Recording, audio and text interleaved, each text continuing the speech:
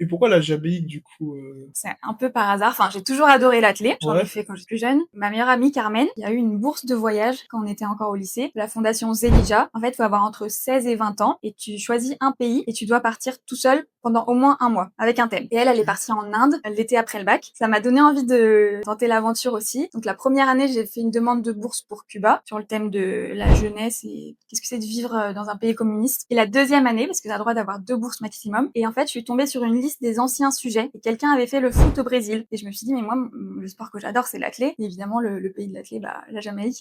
Donc je me suis dit, ma question, ça va être comment ça se fait qu'un pays de moins de 3 millions d'habitants réussit à avoir autant de médaillés, que ce soit aux JO, aux mondiaux. Et voilà, je suis partie un mois avec mon sac à dos Ok. l'été 2018, essayer de répondre à cette Ok. question-là. Et du coup, fin 2019, je suis retournée en Jamaïque et j'ai mis quasiment un mois à avoir une réponse de la part du journal L'équipe. À un moment, je me suis dit, tant pis, je vais essayer d'autres médias, quoi. Et j'ai fait enfin, en début 2020, donc juste avant le Covid, j'ai interviewé Assafa Powell. Ok. Donc ça, c'était mon premier article dans l'équipe. Après, il y a eu le Covid, donc je suis rentrée. Et après, depuis 2021, j'habite vraiment en Jamaïque.